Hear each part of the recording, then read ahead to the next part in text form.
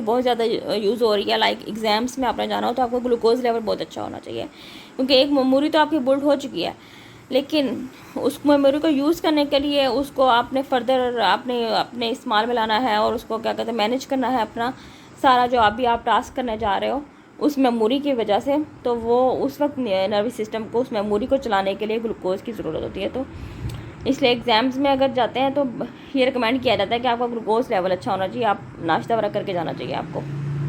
Neuron के हम 3 parts पढ़ते हैं। सबसे पहले हम डेंड्राइट को डिस्कस कर लेते हैं।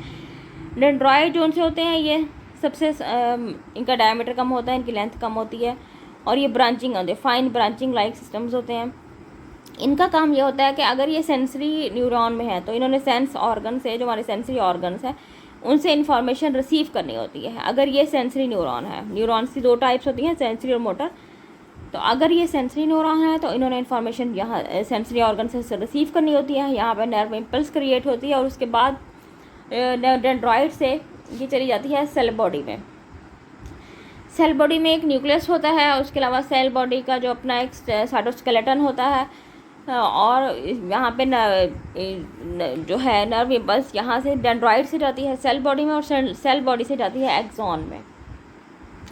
एक्सॉन एक लॉन्ग इलोंगेटेड प्रोसेस है। इसको बाजुकात इसकी ये माइलिनेटेड भी होता है, नॉन माइलिनेटेड भी। माइलिनेटेड एक्सॉन्स वो होते हैं जहाँ पे ये हमारे श्वान सेल्स होते हैं, इन्होंने एक प्रोटेक्शन कवरिंग बना दी होती है, और उसकी वजह से एक तो इन प्रोटेक्टिव कवरिंग जो माइलिनेशन हुई है इसके 2 फ़ायदे हैं। एक तो ये प्रोटेक्शन भी प्रोवाइड करती है, दूसरा ये नर्व इम्पल्स की स्पीड को बहुत ज़्यादा करती है। एक्सॉन सेल बॉडी से ओरिजिनेट होता है, और जिस जगह से ओरिजिनेट होगा इसको हम एक्सॉन हिलिक कहते हैं।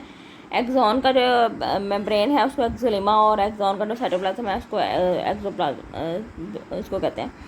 आगे जो श्वान सेल्स हैं जो माइलिनेशन में रोल अपना प्ले कर रहे हैं, उनके दरमियान भी बाजू का स्पेसिस एक्सपोज रहती हैं जहाँ पे माइलिनेशन नहीं होती। 2 श्वान के दरमियान श्वान दल के दरमियान जगह खाली होती है, मतलब वहाँ पे माइलिनेशन नहीं हुई होती, वहाँ पे कोई कवरिंग नहीं होती, उसको कहते हैं हम नोड ऑफ रेनवाय।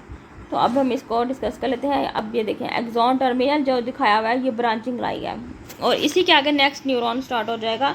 तो नेक्स्ट न्यूरॉन का डेंड्राइट यहाँ पे बड़ा होगा। तो डेंड्राइट जो ब्रांचेस हैं डिफरेंट, इसका मतलब है कि वो एक्सॉन टर्मिनल के साथ जितनी एक्सॉन टर्मिनल की ब्रांचेस हैं उतनी ही डेंड्राइट की ब्रांचेस हों या ज़्यादा हो, तो इतना जो नर्व इम्पल्स प्रोड्यूस हुई, और उसके बाद यहाँ पे जब साइनेप्स बनता है और न्यूरोट्रांसमीटर्स रिलीज़ होते हैं, तो इसमें बहुत कम चांस होता है कि आपका मैसेज या नर्व इम्पल्स जो सी है वो ज़ाया हो, क्योंकि जितना एक्सॉन टर्मिनल आगे जब इतनी ज़्यादा ब्रांचेस बना के अगले न्यूरॉन से कनेक्ट होता है तो उसके डेंड्राइट के भी इतने ही ज़्यादा ब्रांचेस होती हैं। तो ये काफ़ी कंपेरेबल नंबर्स बन जाते हैं कि जो रिसेप्टर्स और 2 डिफरेंट जो सेंडर्स हैं, लाइक एक्सॉन अगर टर्मिनल अगर सेंडर के तौर पे काम कर रहा है और डेंड्राइट रिसेप्टर्स के तौर पे काम कर रहा है इस न्यूरॉन में साइनेप्स में, तो इसमें मैसेज या इम्पल्स जो लॉस होता है उसका बहुत ज़्यादा कम चांस होता है। इन तीनों पार्ट्स को अब हम एक्सॉन जो न्यूरॉन के पार्ट्स हैं इनको हम 1 बाय 1 करके इनके फैक्ट्स कुछ डिस्कस कर लेते हैं। एक्सॉन थिन सिलेंड्रिकल प्रोसेस है, typically rise from the cell body via short pyramid shape region. Axon hillock, जो एक्सॉन हिलिक मैंने आपको बात बताई है वो ये वाली बात बताई है इस पार्ट की, ये जो मैं अभी सर्कल कर रही हूँ ये पार्ट, यहाँ ये जो पार्ट है इसकी मैं बात कर रही हूँ कि ये जो पार्ट है इसको कहते हैं एक्सॉन हिलिक, ठीक है। और इसके बाद जो है cell membrane of axon called axolemma and cytoplasm called axoplasm. Mostly जो न्यूरॉन होते हैं उनमें एक ही सिंगल एक्सॉन होता है, मल्टीपल भी हो सकते हैं, लेकिन जो मोस्टली है उनमें एक ही लॉन्ग एक्सॉन होता है, और बाजू का 100 सेंटीमीटर तक लॉन्ग होता है। अब इसमें जो माइलिनेशन का कॉन्सेप्ट है वो मैंने अभी आपको बताया कि वो श्वान सेल्स होते हैं जो अपने आप को रैप अप कर लेते हैं एक्सॉन के साथ साथ, तो उस वजह से एक कवरिंग प्रोड्यूस हो जाती है जिसको माइलिनेशन शीथ कहती है, और वो बहुत ज़्यादा हेल्प आउट करती है। एक तो इसको प्रोटेक्शन भी प्रोवाइड करती है, दूसरा इसके rapid transmission of action potential भी फ्राम करती है। The next part of neuron is the cell body. Cell body consist of large vesicular nucleus होता है। न्यूरॉन का जो cytoskeleton compose of microtubules and neurofilaments, इसकी मतलब एक स्ट्रक्चर होता है, साइटोस्केलेटन होता है जिसको प्रोटेक्ट भी करता है, इसकी एक शेप मेंटेन रखता है, और ये बहुत ज़रूरी है इसकी प्रोटेक्शन के लिए भी। Cytoplasm contain Nissl granules composed of RNA and involve protein synthesis. Cytoplasm के अंदर छोटे छोटे ग्रेन्यूल्स होते हैं जिनको निजल ग्रेन्यूल्स कहते हैं, ये आरएनए से मिलकर बनते हैं और आरएनए का हमें पता है कि ये प्रोटीन सिंथेसिस में बहुत ज़्यादा काम करता है। तो इसको न्यूरॉन के जो एक्टिविटी है, न्यूरॉन की बहुत अच्छी एक्टिविटी के लिए ग्लूकोज ऐसे एनर्जी यूज होती है और प्रोटीन सिंथेसिस जो सी है इसके एक स्ट्रक्चर को मेंटेन करने में बहुत ज़्यादा हेल्प आउट करती है। ये डिफरेंट साइज है तो डिफरेंट शेप्स होते हैं। बाज़ जगह ऐसी हैं ब्रेन में जहाँ पे जो है नर्वस सिस्टम के अंदर मल्टीपल न्यूरॉन्स होते हैं, वो एक ही जगह पे पड़े होते हैं और उनकी सेल बॉडीज़ आपस में मिलकर क्लस्टर बना लेती हैं। जगह जगह गुच्छे पड़े होते हैं, जैसे ऐसे ऐसे आप समझ लें कि जगह जगह ब्रेन में इनके गुच्छे पड़े हुए हैं जिसमें सिर्फ सेल बॉडीज इन्वॉल्व है। डेंड्रॉइड एक तरफ है, न्यूरो एक्सॉन एक तरफ है, लेकिन सेल बॉडीज आपस में गुच्छे बना के बैठी होती हैं। तो इसमें जो ग्रुप सेल, अगर वो यही जो क्लस्टर्स हम कह रहे हैं, अगर ये सेंट्रल नर्वस सिस्टम में होंगे तो हम इनको न्यूक्लियाई कहेंगे, और अगर ये पेरिफेरल नर्वस सिस्टम में होंगे तो हम इनको गैंग्लिया कहेंगे। ये लेकिन एक एक्सेप्शन है कि जो जिसको हम कहते हैं बेजल गैंग्लिया, वो होते तो हम कहते हैं उनको गैंग्लिया रहे हैं, वो भी कलेक्शन ऑफ सेल बॉडीज ही है, लेकिन वो सीएनएस के अंदर होते हैं। तो थर्ड नंबर पे एक पॉइंट, बल्कि इनफैक्ट 1 2 3 4 5 नंबर पे एक पॉइंट दिया हुआ है। Cell bodies form the grey matter of nervous system and found at the periphery of the brain और in the centre of spinal cord. ये ग्रे मैटर और वाइट मैटर का कॉन्सेप्ट है, ये इंशाल्लाह नेक्स्ट लेक्चर्स में क्लियर हो जाएगा। ग्रे मैटर में होती है मोस्टली, ग्रे मैटर जो होता है वो एक नर्वस सिस्टम के दो हिस्से या दो तरह के फंक्शनल पार्ट्स डिवाइड के एनाटॉमिकली या स्ट्रक्चर वाइज दो पार्ट्स होते हैं, grey matter and white matter. Grey matter में मोस्टली सेल बॉडीज होती हैं और वाइट मैटर में मोस्टली जो से होते हैं नर्व फाइबर्स होते हैं, लाइक एक्सॉन्स होते हैं, ठीक है ना। अब है dendroid of neuron. Dendroid of neuron, ये मैंने आपको पहले बताया कि एक्सटेंसिव ब्रांचिंग होती है इनकी, एक्सटेंसिव ब्रांचेज होती हैं। Increase receptor area of neuron of potential. ये अगर सेंसरी ऑर्गन्स के अंदर हैं तो ये इनका एरिया जितना, मतलब एक आप बेशक आप देखेंगे आपकी सिर्फ एक उंगली है या एक फिंगर, ठीक है, एक फिंगर की बात कर रही हूँ, एक फिंगर से आप किसी चीज़ को टच कर रहे हैं तो आपको सिर्फ उस एक उंगली की जितनी ही टच सेंसेशन फील होगी। लेकिन अगर आप पूरा हाथ अपने किसी सरफेस के ऊपर रखते हो तो आपको उस सरफेस की ज़्यादा अच्छी पता चल जाएगा कि आपको ज़्यादा अच्छा एरिया कवर होगा। तो इसका मतलब है कि आपको अंदाज़ा होगा कि ये सरफेस में ईवन है, नॉट ईवन है, इस पर क्या पड़ा हुआ है, कुछ क्या है। तो जो आप एक सेंसेशन सिंगल फिंगर से फील कर रहे थे वो आपको उतना कंपेरेबल उससे लेस है जो आप पूरे हैंड को यूज़ करके कर रहे हो। तो इसी तरह आप डेंड्रॉइड के फंक्शन को समझें तो कि अगर एक हैंड होता और वो सेंसरी ऑर्गन के या अगर सेंसरी न्यूरॉन है और यही neuron as a sensory neuron act कर रहा है तो वो एक सेंसरी ऑर्गन के मतलब लाइक स्किन है या कोई भी है तो उसका सिर्फ एक छोटा सा पार्ट डिटेक्ट हो पाता है उस स्टिमुलस का जो भी चेंजेस आई हैं। लेकिन अभी इसके इतना ज़्यादा ब्रांचिंग सिस्टम है कि ज़्यादा अच्छा एक्शन पोटेंशियल होगा भी स्ट्रॉन्ग और ज़्यादा एरिया को कवर करके बनेगा, ठीक है ना। और दूसरे नंबर पर shorter than axon in motor neuron they make part of synapse. अगर ये सेंसरी न्यूरॉन है तो ये सेंसरी रिसेप्टर्स लाइक जितने भी सेंसरी ऑर्गन्स हैं उनसे इन्फॉर्मेशन ले रहे होते हैं।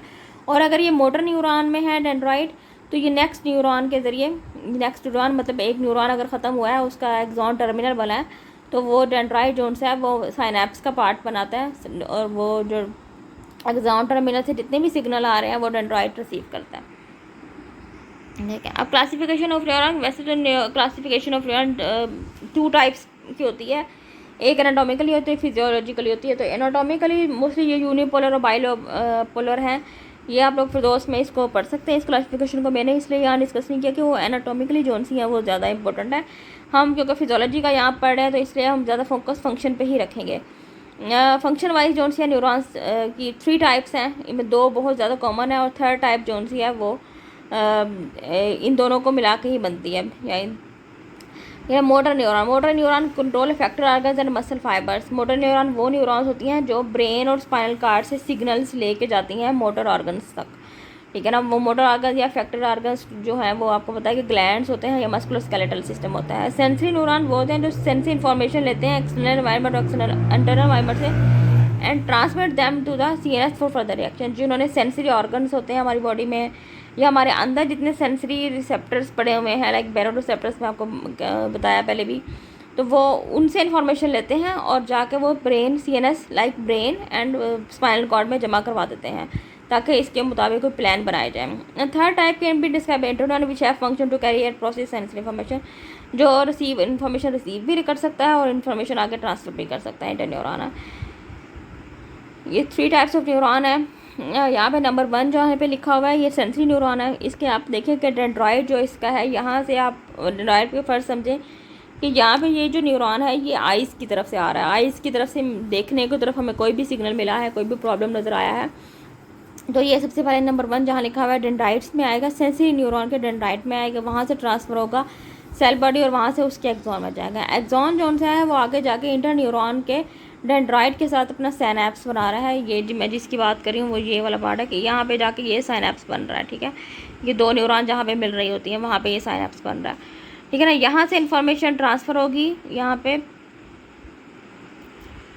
ये मोटर न्यूरॉन की डेंड्राइट्स में, ये भी साइनेप्स बन रहा है यहाँ पे, ठीक है। यहाँ पे इंफॉर्मेशन रिसीव होगी, इसके सेल बॉडी में जाएगी और फाइनली जो है वो एक्सॉन से जाएगी और एक्सॉन से यहाँ पे जो है वो ग्लैंड्स होंगे या हमारे मसल्स पड़े होंगे, ठीक है यहाँ पे। तो ये सारा एक पूरा ट्रैक बनेगा जो हमारे इन्फॉर्मेशन को या जो भी प्रॉब्लम आ रहा है उसको सॉल्व करने के लिए ये पूरा एक प्रोसेस चलेगा बॉडी में। अब आते हैं हम, ये था न्यूरॉन का सारा फिजियोलॉजी। अब हम आते हैं न्यूरोग्लिया की तरफ, जो मैंने आपको पहले बताया कि नॉन एक्साइटेबल होते हैं, support, protect and connect nervous system होते हैं और ये रेप्लिकेट हो सकते हैं, ये दोबारा बन सकते हैं, ठीक है ना। लेकिन हमारी जो ब्रेन के मोस्टली जो ट्यूमर्स होते हैं वो जो न्यूरोग्लिया बेस्ड होते हैं। जैसे न्यूरोग्लिया की जो टाइप्स हैं हम वो पढ़ रहे हैं कि न्यूरोग्लिया में 4 टाइप्स के सेल्स होते हैं, ये सेल्स होते हैं। ये इनकी टाइप्स कौन कौन सी हैं? अगर हम सेंट्रल नर्वस सिस्टम की बात कर रहे हैं, लाइक ब्रेन और स्पाइनल कॉर्ड की बात कर रहे हैं, तो इसमें 3 टाइप्स के न्यूरोग्लिया पाए जाएंगे, astrocyte, oligodendroglia, microglia and ependymal cell. तो इन्हीं के नामों की बेस पे जब इनका ट्यूमर या कुछ प्रॉब्लम होता है ब्रेन में, तो इन्हीं की बेस पे इनके ट्यूमर्स होते हैं। जैसे एस्ट्रोसाइट का अगर ट्यूमर होता है तो इसको एस्ट्रोसाइटोमा कहते हैं। और जब हम पेरिफेरल नर्वस सिस्टम की बात करते हैं तो यहाँ पे न्यूरोग्लिया की सिर्फ एक ही टाइप होती है जिसको हम कहते हैं श्वान सेल्स, जो मैं आपको पहले बताया कि ये माइलिनेशन में हेल्प करता है। अब हम इनको 1 बाय 1 करके डिस्कस कर लेते हैं। Function of different neuroglia, astrocyte ये मोस्ट अबंडेंट होते हैं, ठीक है, और स्टार शेप्ड होते हैं विद फाइन ब्रांचिंग। इनकी ब्रांचिंग इसलिए होती हैं कि इनके फंक्शन को ज़्यादा करने के लिए, इन्हेंस करने के लिए। और large number along the blood, ये 3rd पॉइंट में है, found at the large number along side the blood vessel.